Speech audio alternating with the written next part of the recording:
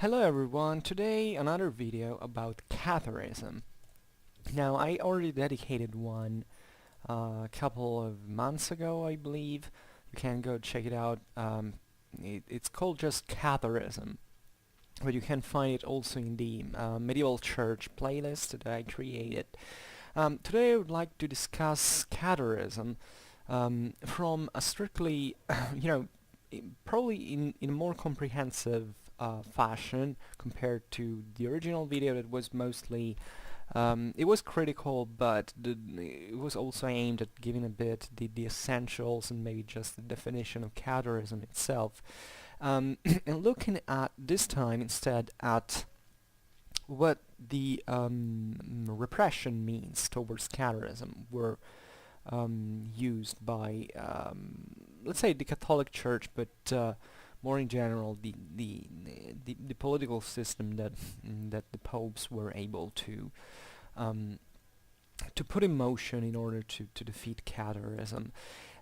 Because this heresy, which I'm calling it this way now, I don't want to take sides. I'm just telling you how, as much as I can, how things went without expressing any judgment. We will be calling Cathars as heretics because we're gonna make mostly a Roman Church perspective of the story, but you're free to morally relate whichever you like towards Catharism and its thought, because it's also very fascinating, I believe. Because I believe that Catharism really had a huge importance in preparing, in many ways, first of all, in developing the same Reformed Church, because Catharism basically broke out in the moment in which the Roman Church was still undergoing, telling the truth, these so-called Gregorian reforms. So it was a moment of great self assertion from the popes, and they were building a new concept of the Roman Church as not just a leader of Christianity from a merely spiritual point of view, but also sort of secular influencer, and even judge towards the secular powers and matters, broadly meant. And Catharism, at this point at the end of the 11th and during the 12th century, and even beyond, because eventually it was defeated just at the beginning of the 13th century, was probably a great triggering factor in the further development of the Roman Church's power in the period. And we have to think that Catharism wasn't born out of nowhere. It was also part of a greater movement that we call as the evangelical pauperistic one, that a certain point from a certain point onwards is also married by integrated by the same Roman Church. But Catharism was definitely the most threatening heresy at this point, because as we will be seeing now, it had also very particular a very particular structure, a great theological, a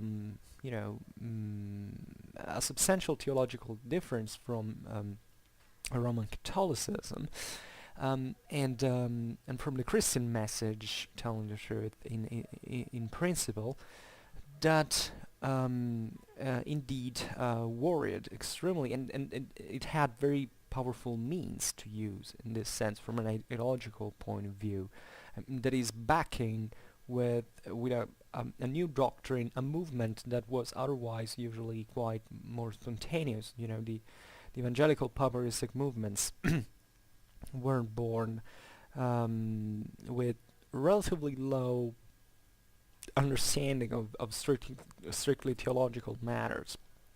Catharism was born as a sort of alter ego of the Roman Church in many ways, at least as a competitor sometimes also quite openly. And what Catharism triggered was the development of certain repression means that would be quite important for the church to eventually grow in the control of European matters, not just from a religious point of view, but also from a political one. So but this would happen substantially in the end of the phenomenon. Talking about Catharism, we already gave the definition. Catharos means in Greek pure. It was a movement that spread largely during the 12th century, but had already certain roots in previous beliefs and spiritual tensions, both in Germany, in Italy, but especially and above all, indeed, in southern France, where it became a deeply rooted mass movement, not just in the lower strata of the population that were usually more more sensible towards the pauperistic instances, but also and especially among the ruling classes. So it was at the service of quite effective secular powers that could use it to back their secular ambitions. And there's we already discussed this, but I believe it's important to repeat it here, like in the other video, that essentially the origins of Catharism are unknown, for this very simple reason that Catharism, as we will be seeing today, was eventually wiped out. Most of its supporters largely are either slaughtered or dispersed. As historians, we have a great problem even to define what Catharism was, which might seem strange since we invented even the word. These people, for instance, they didn't consider themselves as Cathars. They called them, in their perspective, they felt to be quite good Christians. In certain cases, they especially within the masses, probably was no even concrete perception of the actual differences that Catharism implied from Roman Catholicism. And there are people who say that, which is a very famous theory, that essentially the Cathars had a lot in common and had been strictly in contact with the so-called Bogomilists, who took name from a Bulgarian priest that had lived during the mid 10th century, so something that dates back a couple of centuries before these events, who had spread heresies that, especially in the East and in the Byzantine East, especially since the Bulgarians were at that time very close contact with the Eastern Roman Empire, and against whom, in contemporary, however, with the West, the Byzantine emperors, and especially Manuel Comnenus, had been very harshly fought against. We can argue that in the Byzantine Empire, the only actual crusade that had ever been waged was against the Bogomils. The Byzantines were completely extraneous to the idea of crusades, like the ones that the Westerners were carrying out. But the Bogomilist threat was so great that the Byzantines recurred to arms to counter this phenomenon. Although there are substantial differences between the Cathars and Bogomils that also reflect, incidentally, the different the different political and social differences of the two worlds, in the sense that Catharism was something that spread mostly in the urban middle classes, eventually in the aristocracies, minor aristocracies most of the times, but also, maybe something higher. As far as I remember, Bogomilism was, instead of in the East, in the Byzantine East, something more related to the agrarian world in many ways, and Bogomils communities eventually seem to have become more, certain peasant communities dedicated to robberies and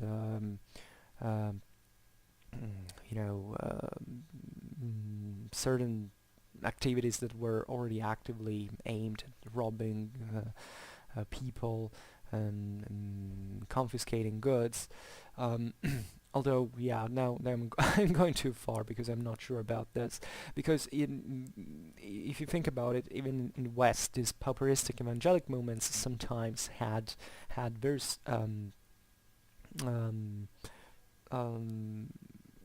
had a very social justice connotation in many ways. There were people who began to slaughter and rob the wealthy people of the communities, like bishops, incidentally, or other aristocrats. In some cases, as we will see and here, we already said that Catharism was backed also by the nobility, but the evangelic pauperistic movements in the bigger picture had certain violence against the wealthy people, and in certain cases you understand that these people probably didn't know what we're doing from a theological point of view, but all they wanted was to rob other people's properties, which is not the whole picture at all, but there were also many social instances to tell you how deep and wide such movements affected everyday life, and how many differences that you could find within these phenomena. And the really the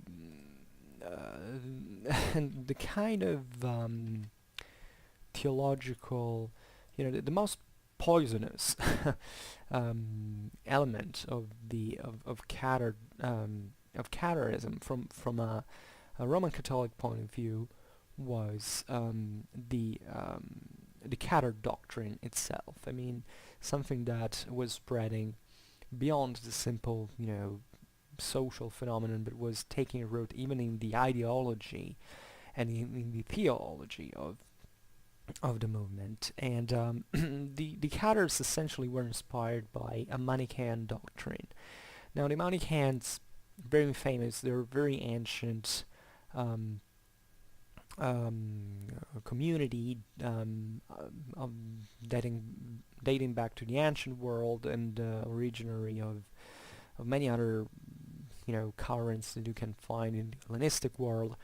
Saint Augustine had been a Manichaean, and that tells you, by the way, how much in Christianism there were potential seeds for going astray sometimes towards that direction.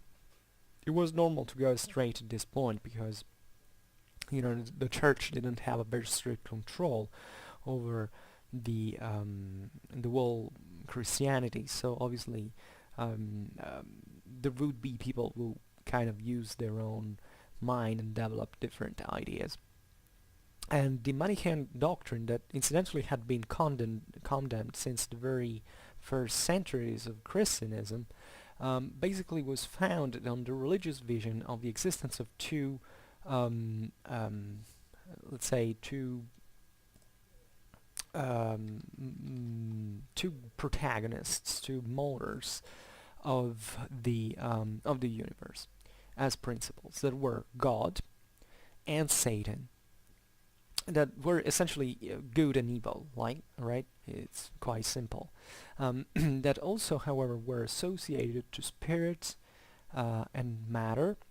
This had great implications because in many ways, the Cathar theory basically refused the earthly goods and even the earthly and physical pleasure. And they were against materialism because they believed that matter had been emanated by the devil. This was an emanatistic religion. Um, and telling the truth, and this had huge implications because among the various things, obviously the Cathars denied the actual nature, human nature of Christ. They denied that they denied the cross as a symbol because they said the cross was made of matter, and obviously that was made by the devil. So we don't pray in front of a cross because it's like a sort of idolatry towards the outmost evil. So you can understand how threatening and how unacceptable it was both in the Orthodox East and in the Catholic West at this point. We should, however, mention that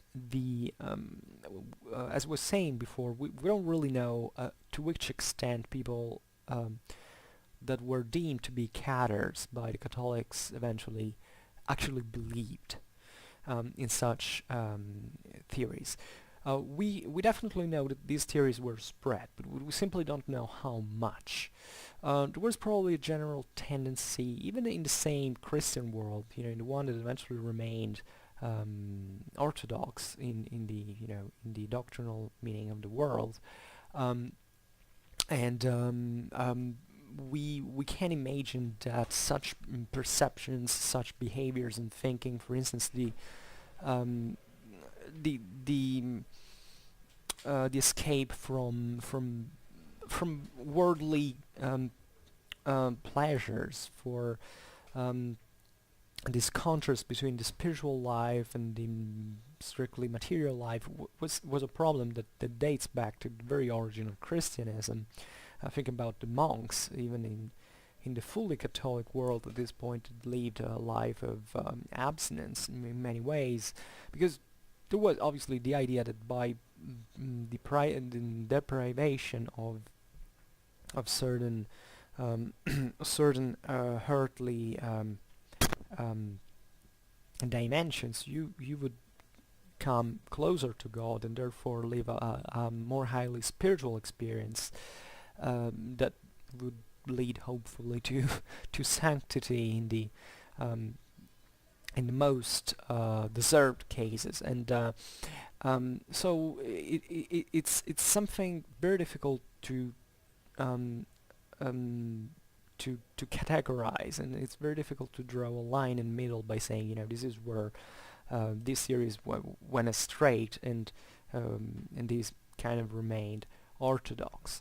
But indeed, we know that there was, there were certain developments in these Christian communities, let's call them Christian, that definitely had something very, very strange from the Orthodox doctrine, and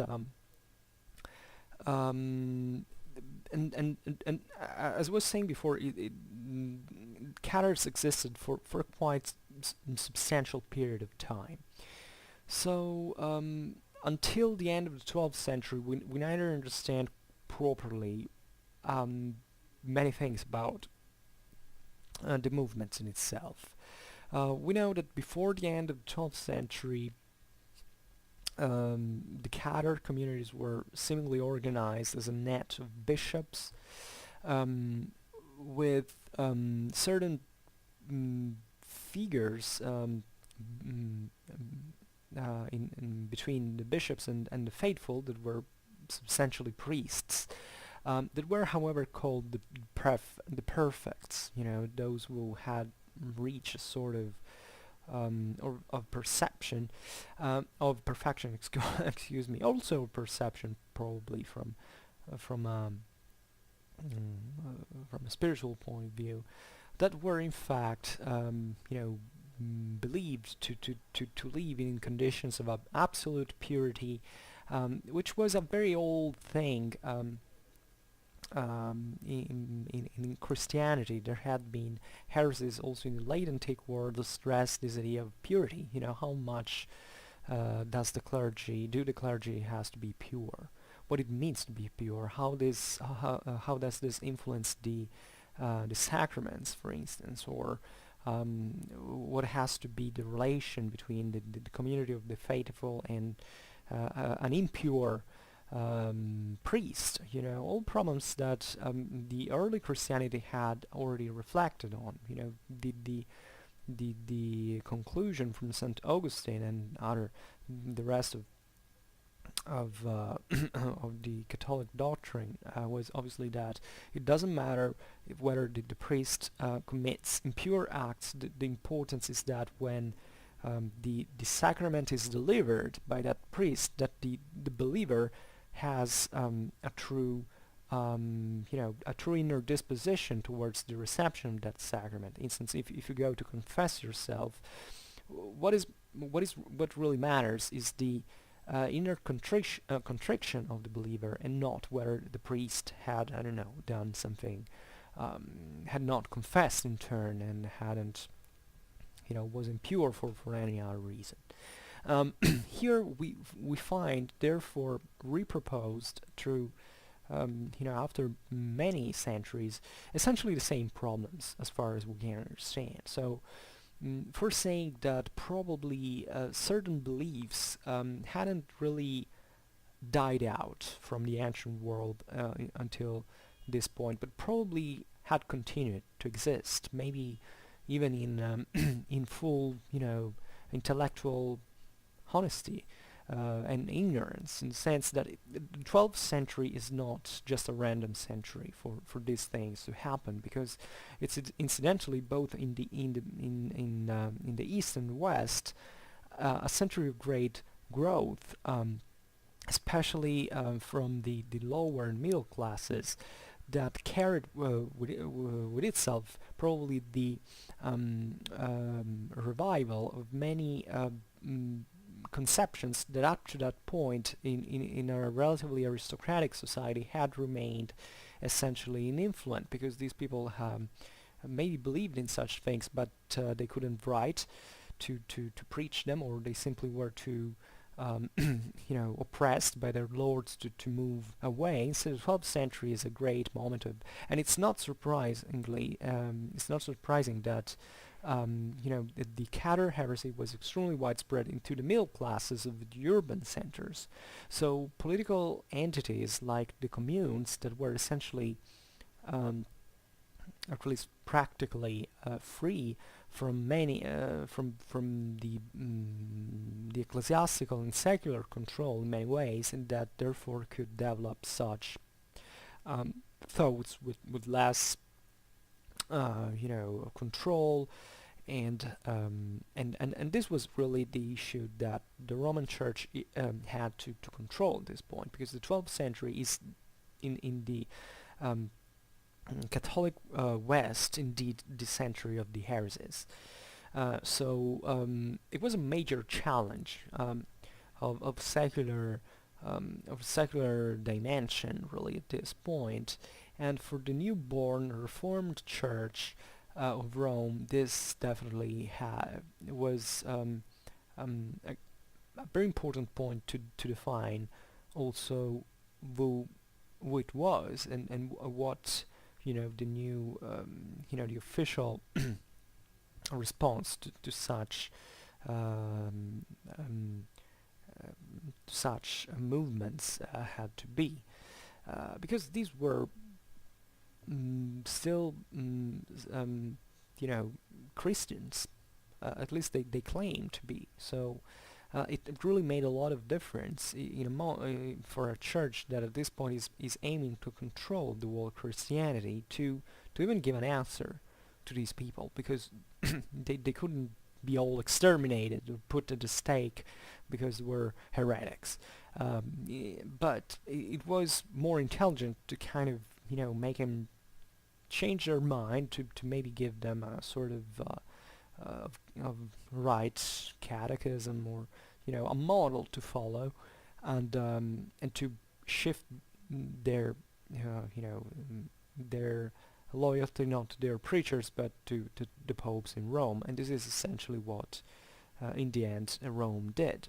The mendicant orders were created exactly for this reason, because the mendicant orders were basically the copy in the preaching style and in the in the places of preaching, especially of these new communities that had been formed in the previous century.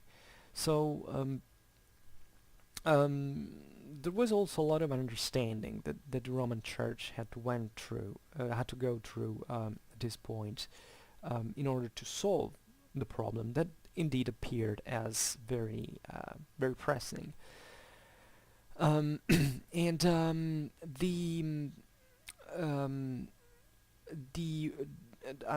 also another very important point is that the Cathars recognized just one sacrament that was administered by the so-called perfects that we have recalled before, which was called in Latin the Consolamentum.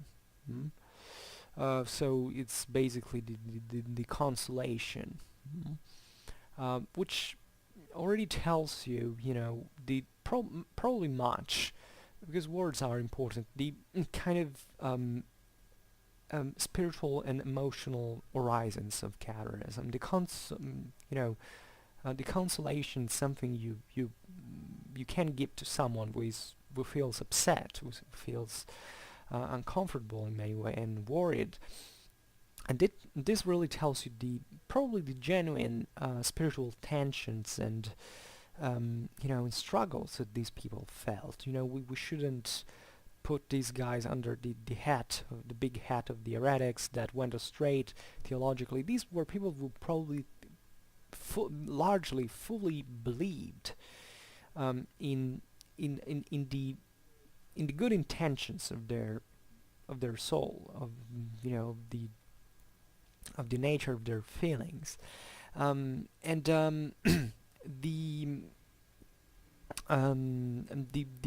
these communities would be also quite united in many ways. There was essentially the faithful participated to the cult and were they were tied to the perfects by a spiritual pact that in the Provençal language was known as convenenza. So literally convenience. So and convenience in this sense is that not in modern meaning of the word, but in the Latin meaning of the world, because in Latin convenienza is the vulgarization of the Latin convenientia, which means cum venire, which means literally coming together into something. So it's relatively similar to the concept of well, no, it's actually different from the concept of religion in the Latin etymology of the world, but still the idea that there is a common a common interest, a common aim of these communities, in fact, that were connected by a spiritual pact, by a common belief, a common feeling, probably. I think it's the best, most appropriate way to define that. There is one point, though, that that has to be stressed, is that the Cathars, that, as we recalled, is a kind of fake name that they had. We don't really understand how they really considered themselves as holy. If there was a general understanding that this was a widespread phenomenon, it probably wasn't controlled definitely by a central authority. It was nothing like that. So one of the major consequences was that there was no doctrinal unity of this movement, and that probably were also quite strong internal contrasts, because obviously there was the recognition that this new thought was something extremely heterodox at best, towards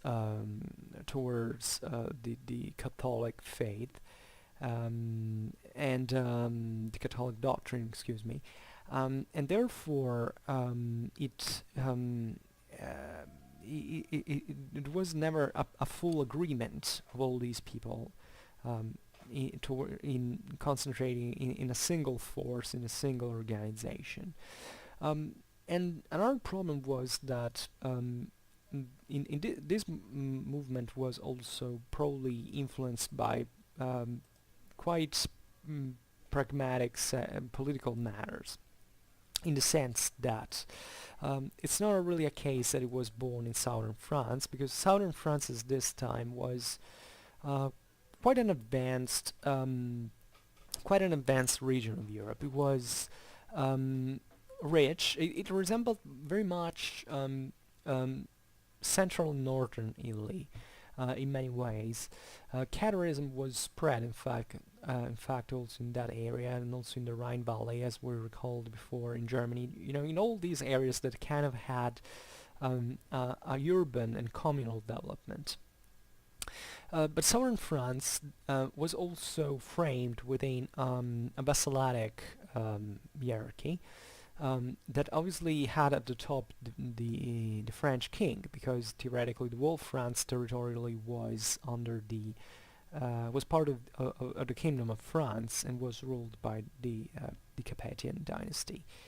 However, the regions of southern Europe had always been largely autonomous, if not basically independent from the French crown in practice. And there were certain political entities in southern France that were also quite powerful and ambitious on their own.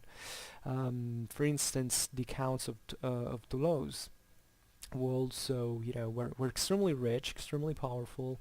They waged their own, policies. They also participated to the First Crusade as, even quite autonomously from the French king, but showing, the other French that it could be capable of doing that with their own forces. And definitely they had a political project that probably never had a great concrete solidity, but that was definitely tending from kind of emancipating from the rising power of the king of France, and also the Church of Rome, that was allied of the French at this point.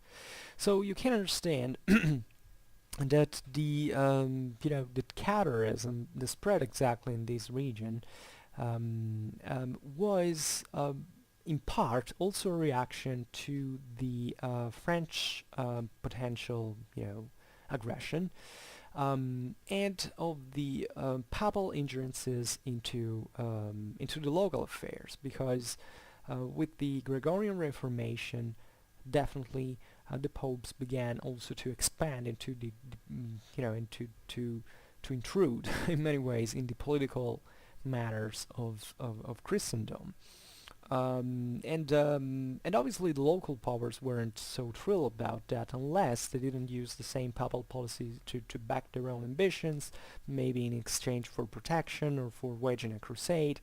At this point the French were allied with Rome, because simply Rome was struggling with against the Holy Roman Emperor of Germany, and for many political and geographical reasons that you can quickly understand, this axis between Rome and Paris was kind of functional for both against the German and especially Swabian expansionism.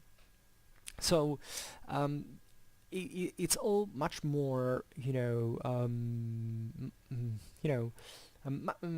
are much less candid reasons that emerge from the whole picture relatively to Catharism. And personally, and this is my idea as an historian, but I don't want you to agree forcibly with that, but just think about it, is that probably Catharism is really being created partly and kind of emphasized as a sort of a religion on its own, and heresy, etc. But probably most of the people who were accused of Catharism, of a heresy, probably weren't even heretics themselves. They might have been slightly heterodox for certain things, but it's not that they refused the cross, or they, they truly believed to be something apart from the rest of Christianity. So, to me, there are much greater political implications that explain the whole thing, and as we will be seeing, this also explain how Catharism was eventually wiped out. That was done through a crusade. So the actual point here is that the Church of Rome felt threatened, however, by the opposition of a broad community. Also guided by local aristocracies towards its model of church that they had been forming, and which was implicitly criticizing the same Roman Church. Now, this is interesting, that the Cathars seemingly had a very rigorous moral ascetic behavior. And a lifestyle that was strongly inspired by the evangelical poverty, and that was kind of, in dialogue with the religious tensions and existential tensions of very broad strata of the urban and rural society. So it was something that was going beyond just, a bunch of people. It was something that was spreading at many levels of society, probably guided also by certain elites in part. And this meant that there was an implicit criticism through this idea of purity that the Cathars were stressing, that implicitly criticized the same reform of the Church. Because the Gregorian reform, or reforms better, had been originally aimed at purifying the Church from, simony and the ingerence of external powers, like the emperors nominating popes and stuff like, and bishops and stuff like that. But at the same time, the Church of Rome had created a sort of parallel hierarchy of that kind. That is, the Church of Rome was becoming a sort of secular power on its own. Now, in a strictly Christian perspective, that was kind of weird as well. You have to think that many Christians at that point were seeing what the popes had achieved as something, debatable, that in a certain sense betrayed the originary message of poverty, because this church was becoming increasingly powerful, rich, influent. It was interfering with all imaginable political problems happening in Europe, and it was increasing its power. So together with the pressure that maybe could be felt, politically speaking, in southern France from their own perspective, there was also probably a general criticism towards the evolution of the Roman Church, towards something very, very secular in many ways, that had betrayed the same evangelic and pauperistic instances that had made that had triggered the same Gregorian reforms. So there was also a lot of this wasn't an easy period at all for Christianity in general. At the end of the 12th century, for instance, there was this terrible failure. Actually, during the mid and the end of the 12th century, was these two terrible failures of the second and of the third Crusades. Now, Christianity in this century was very much projected towards the expansion in the Near East, the idea of the Crusade, etc., and the fact that the Second and Third Crusades had failed so miserably had probably spread a lot of anxiety, a lot of questions relatively to whether the Christians were doing good at that point, from a Christian point of view. To these Crusades, some of the most important figures of Christianity had participated. The Second Crusade had been led by the French king. The Third Crusade saw the participation of the Holy Roman Emperor Frederick Barbarossa, who incidentally died even before reaching the Holy Land in the Crusade, and also by Richard I of England, the Lionheart. And the fact that such strong political figures eventually had participated to these Crusades, and these Crusades had failed, probably, it meant that God had not essentially approved their rule. The major powers of Europe, Germany, France, and England, there was Sicily as well and other powers, but yeah, those were kind of the bigger guys in some perspective. They were fully Christian rulers. They should have got God's favor. Instead, this basically failed. The Crusades had been waged because of the call of the Roman Pope.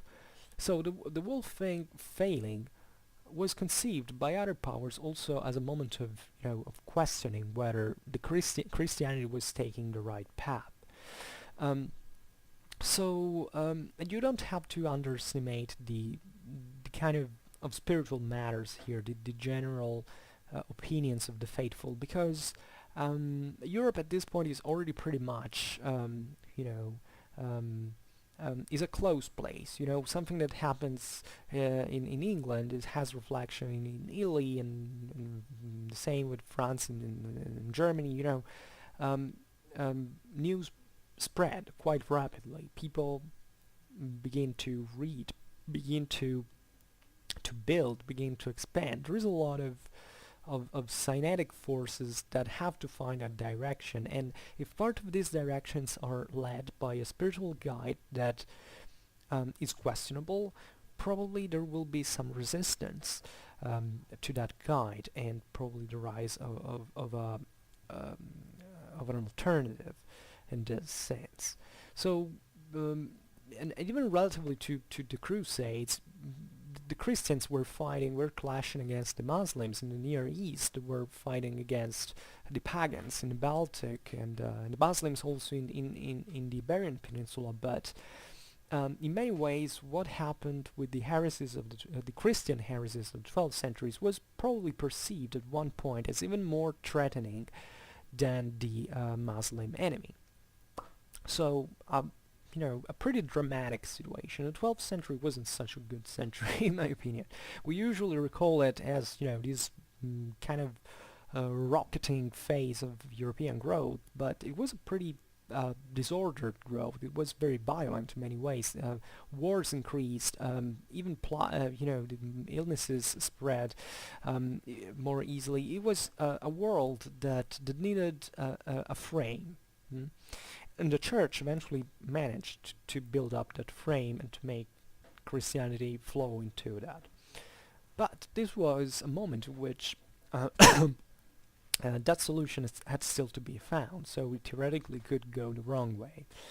So there was a synergy between the papacy and the major secular powers of Europe to put an end to these heresies, or at least to try to contain them in a certain fashion.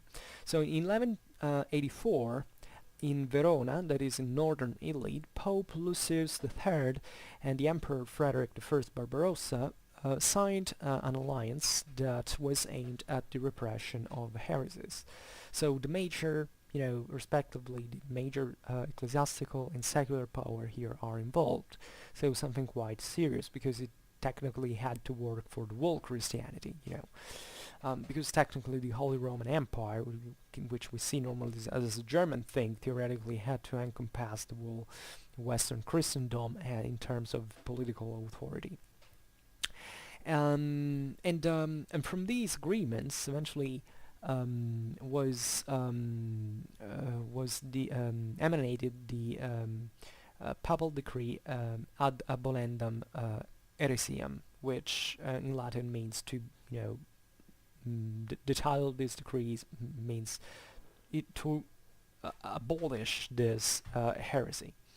So and it was a sort of aversive force that these Cathar movements were accused of, not just the Cathar movement, but also other heresies that were scattered all over Europe at the time, that was kind of objectively about to subvert the socio-political relations, and that had and that was perceived as such, I'd say, quite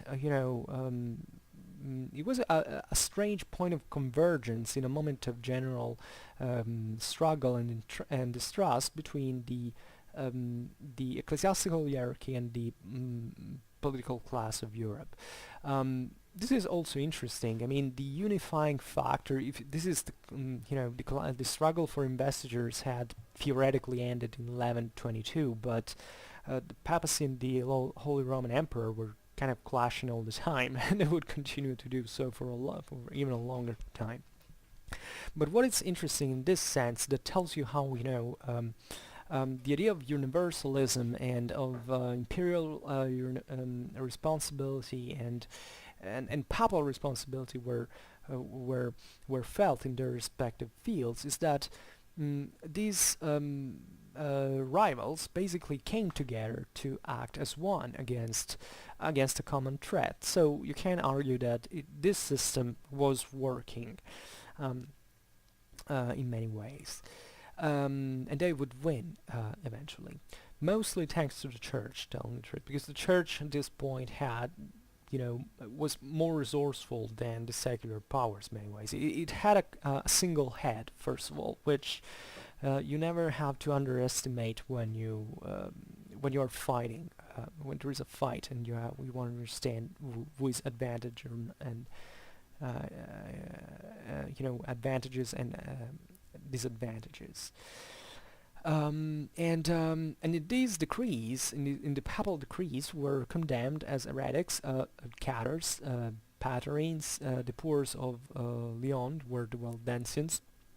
The so-called Arnaldists, which were the followers of Arnaldo from Brescia, who was a famous Lombard heretic that actually made a pretty good mess in northern Italy, the so-called humiliated and other minor movements. Now, what is interesting about these movements is, in large part, I mean, the Waldensians survive still today, but many others of these figures, like the Arnaldists, we don't really know much about them. This is a common fate to the many heresies that were eventually destroyed, kind of have historically, that we can't fully understand how, what these movements were really about, how they were organized, which were their aims. Even their leaders are kind of, mythical figures to a certain extent in this historical picture. So relatively to the strictly repressing means, basically the Catholic priests were entrusted to inquire the suspects of heresy, and the like powers were practically entrusted with with carrying out the condemnations, and ultimately it was contemplated the excommunication for the political class, so princes, lords, and even citizen magistrates that were not too zealous in the repression. So this was a very useful tool because it's not that probably the church had directly a real power over those communities. As we recalled before, most of these communities were also quite autonomous from the same major secular powers, so it was really problematic to, you know, to control them and to bring them to obedience. So the aim of you know, the possibility of inquiring someone with this kind of heresy haunting was something that was thought probably to work by itself a little, because if you if you're a local lord of any person of power in a certain community, and you suspect that your rival is an heretic, you have a you know, kind of a legitimation more to you know, to fight against that rival, and to through that promoting orthodoxy in this fashion, and essentially weakening heresy maybe where there could potentially spread. So it had quite of a deterrent power. And in the Third Lateran Council of 1179, the spiritual and material benefits that were originally, you know, prerogative of those crusades who would go in the Holy Lands were extended to those who would have fought the Albigensians heretics. The Albigensians heretics were essentially the Cathars, because Albigensian is an adjective which takes the name from the southern French city of Albi, that was considered as a Cathar stronghold, so sometimes it gave the name to the whole movement, the Albigensians. And in fact we usually remember the Albigensian Crusade as such, not as the Cathar Crusade, also for the sake of grammar, because otherwise it would seem like the Cathars were waging a crusade. And this was also very intelligent mean, in the sense that crusades were largely, you know, felt to be you know, led by the popes. But telling the truth, and especially in Spain and in the Baltic lands, much of the crusading activity was left to you know, to autonomous, you know, organization and ambitions. So that by saying, you know, if you fight against the heretics, you get the same privileges both in earth and in heaven than the Crusades fighting the Muslims. You would go there because you knew that you were kind of, you know, supported by the Roman Church if you believed in it. And it's very interesting that obviously the Crusaders had also material benefits, in the sense that probably just the spiritual ones wouldn't be seen as extremely you know, attractive, at least on in the short term, unless you didn't expect to die in a short while, while, you know, concrete gains in terms of goods and money, etc., deriving from maybe the pillaging of heretic lands was seen as something. It was essentially a license to destroy, you know, the heretic communities. And this also tells you, by the way, why probably was such an artificial construction of the idea of the Cathars, because there was probably also great interest to inflate this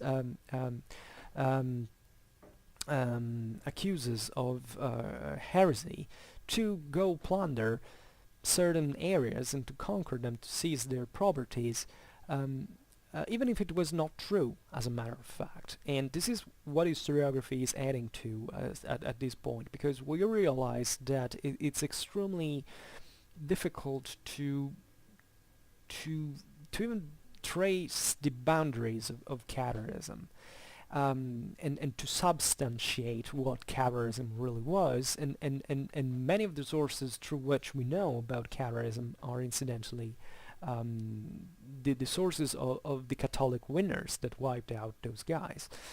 So in 1208, it was a triggering factor for the Albigensian Crusade. There was the killing of the papal legatus Pierre of Castelnau, who was a French, who had been sent in southern France and was killed there. Obviously the Pope saying because he had been killed by the Cathars, but seemingly this is not really true. There is a much more complicated story behind that. Feudal Europe at this time is extremely complicated. Even to tell the story of Pierre of Castelnau, I would like to to have a video expressly dedicated to it. Maybe I will do that. I don't know much about it, but I recall it this way.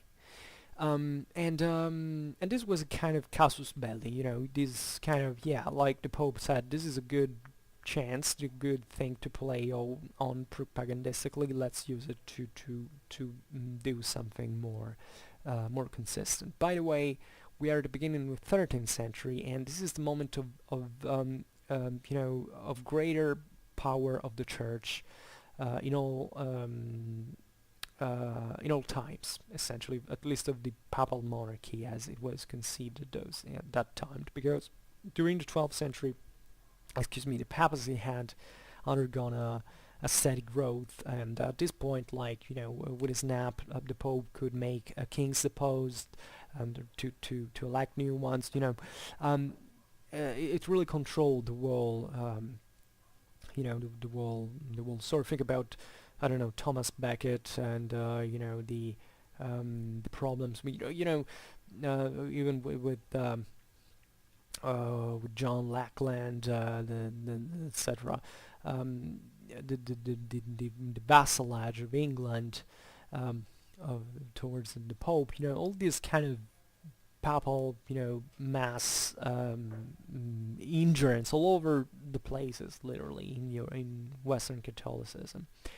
So and at this point, in fact, the ruling Pope was Innocent III, who was the most powerful and probably the greater Pope, at least of the Middle Ages, are debatably, because, you know, you could say there were other great popes indeed, but Innocent III is recalled like the one who had individually more effective power of all. The Innocent III essentially launched a crusade against the Cathars in southern France. So it was a holy war point, and it wasn't really acting alone because this was done along with the complicity of the French monarchy. The French king of that time was Philip II, Augustus, who was possibly, yeah, the greatest French king ever existed, who was really relaunching the French monarchical ideology that founded France as a feudal state, you know, proper, in the sense that up to that time, even the name of France had been the Kingdom of Western Francia. You know, he was one who brought French in the administration, who eventually won even the battle of Bouvines, so making really the French monarchy rocketing towards unexpected horizons after centuries and centuries of weakness and fractioning, etc. But Philip was an extremely clever man. He didn't want actually to go fight in southern France, because at that time he was really engaged in the war against England, against whom was to emerge victorious, and he was very clever, because one of the problems that he had up to that point was these extremely cocky and arrogant and selfish French feudal vassals who essentially didn't look at him very favorably because of his expansionistic and centralizing policy that obviously was done at their detrition in part. So Philip basically, with this crusade launched by the Pope, gave blank paper to any French nobleman to go fight against the Albigensians in southern France. He instead would keep fighting the French with his paid mercenaries, who were incidentally much more loyal thanks to his money, obviously, to the French crown than these feudal French noblemen. And this allowed basically France to play on both the sides of the chessboard, both in northern and southern France, and expanding the French power accordingly. So a very brilliant move. Philip II Augustus is really the best, one of my favorite historical characters. We must talk about him as well. I gotta find the time.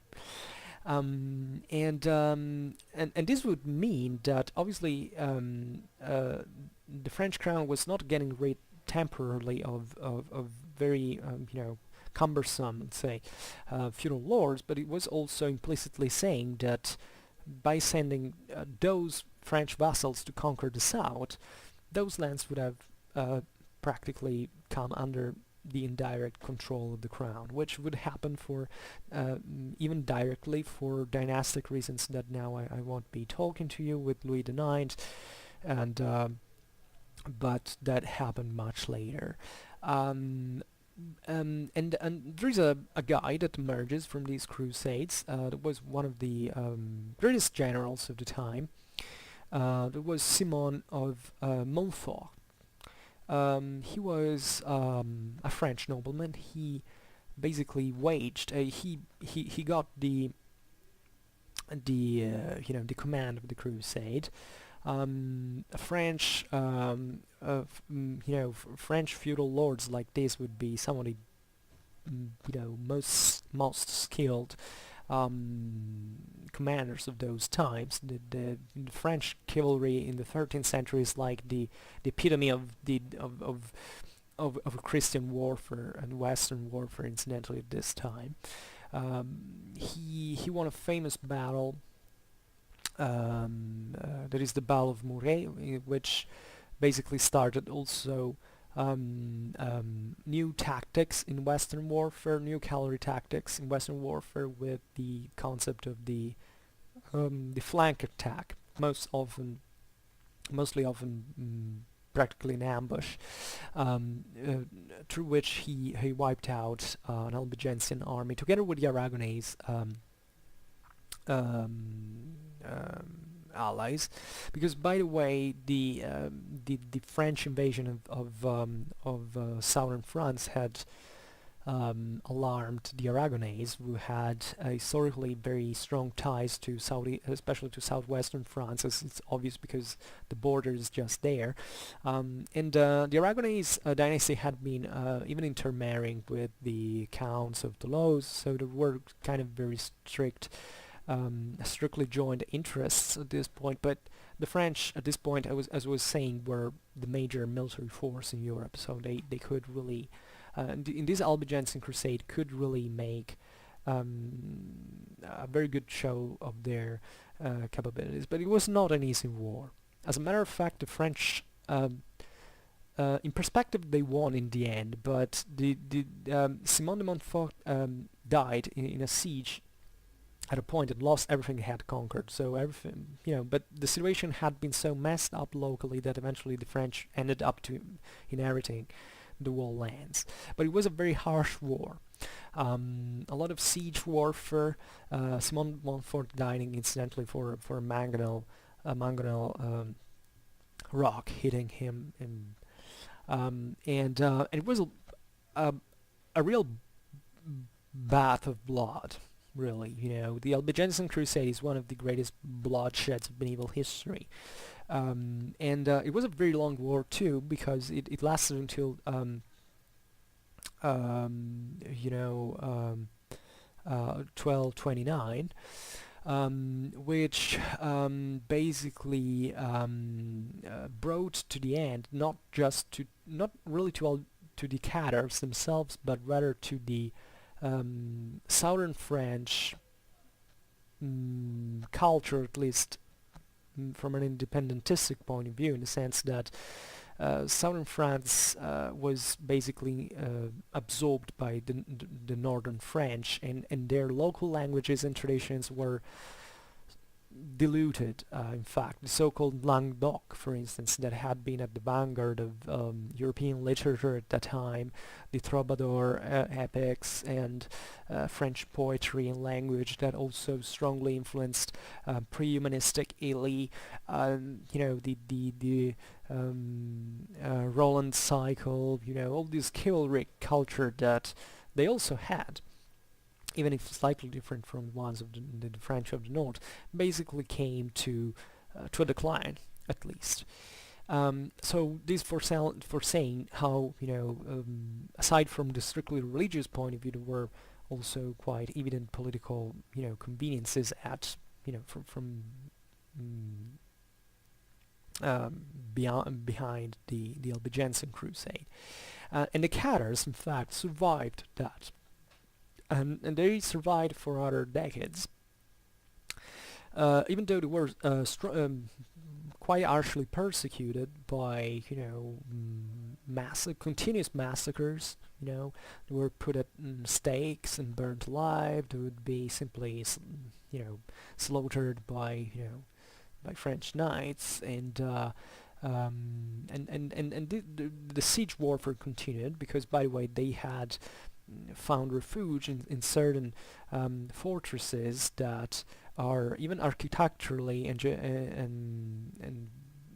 masterpieces. If you go to southern France, go visit the local castles because they're amazing. Many of them date back to that era, and it's very famous, the siege of the castle of Montségur of 1244 that eventually ended bad for the Cathars.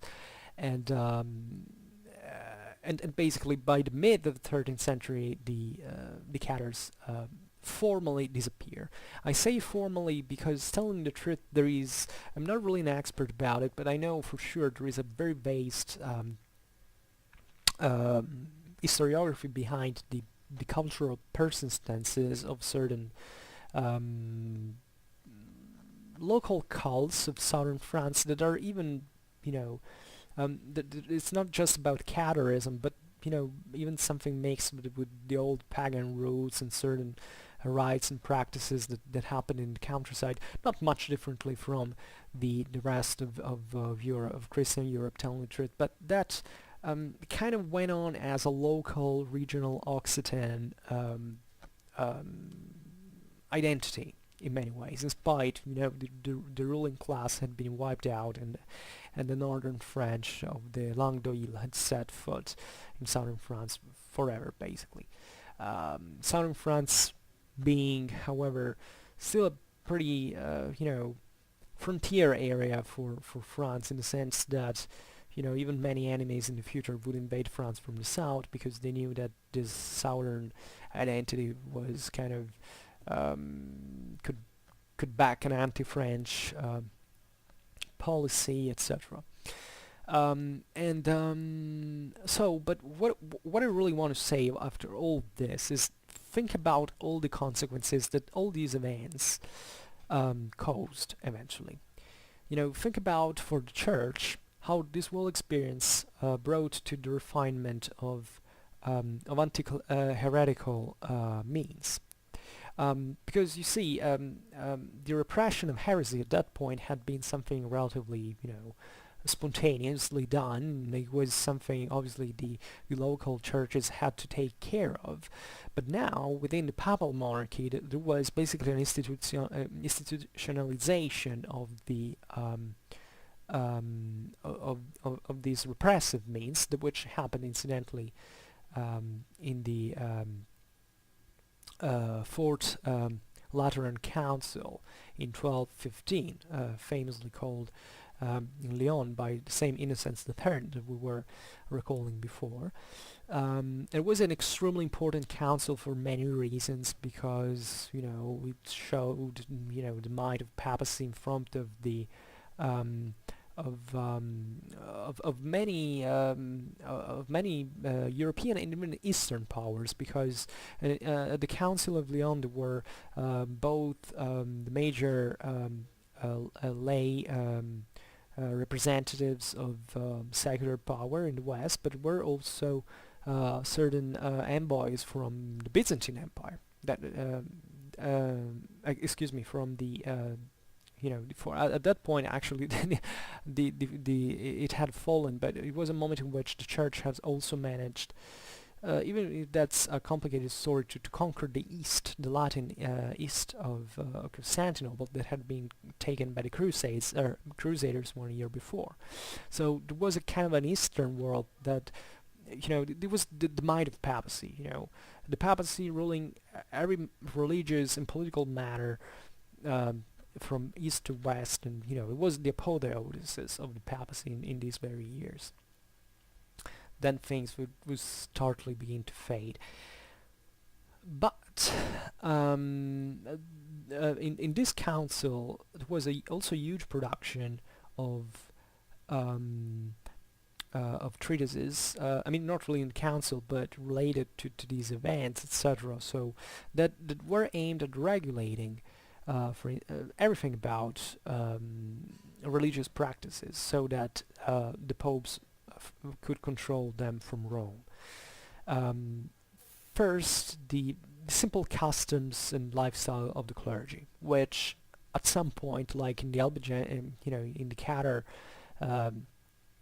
Cathar example, had been spotted as potentially heretic in certain cases, because obviously Catharism had spread in the pre-existing Christian clergy that was technically Catholic. Then obviously the popes could control now the education of the priests, as well, together as the election of bishops. There was an old thing that obviously the popes had fought against the emperors for a very long time, but also the veneration of saints and of the relics, even the matters of the indulgences. So there was, which would have had incidentally even consequences for later history of Christianity. Would have been criticized by Luther, etc. And obviously there was an incredible attention dedicated to the condemnation of heresies. So the decree of Verona, 1184, what we mentioned before, was obviously reconfirmed, and the papacy especially began to institute certain permanent tribunals that were essentially entrusted the Inquisition of the heretics. So this is where the Inquisition basically starts taking form. Even though the one of the modern age would be much more structured, it's essentially here that you got the base. Inquisition comes from the Latin word inquisitio, which means essentially etymologically you can translate that as simply as a sort of survey of investigation, if you want, an inquiry. Even if these are all terms that derive from other Latin words and can be interpreted in a slightly different way. And the Inquisition at this point was entrusted to bishops, who would be obviously would see through this their powers increased, because they could use that as a weapon against even lay powers.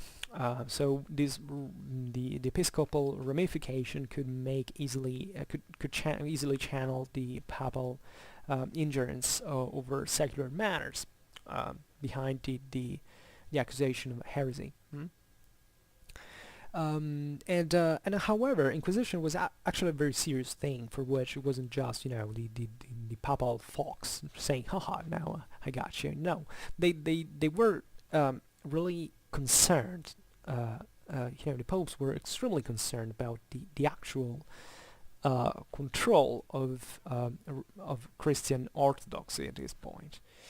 so that together with the bishop during the Inquisition had necessarily to work a commission of made up by a priest and some laymen.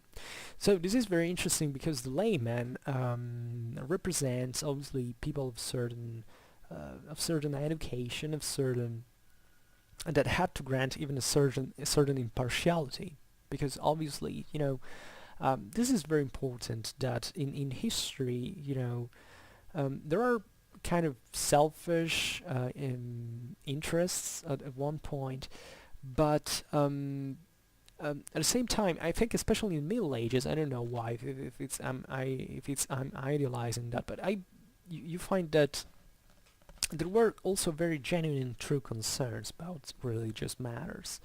They weren't just, political tools. It was something deeper, because these people really believed in the need of having a functioning church, a functioning repressive system against these anomalies. During the 12th century, the heresies were about to prevail in the Christian world. So it's very important that obviously the popes would set up a system to avoid that a similar situation could repropose itself in the future. And I've talked even rather extensively about the mendicant orders. I dedicated 2 videos to them, and it's important that going on in the 13th century, especially in 1231, Gregory IX basically posed the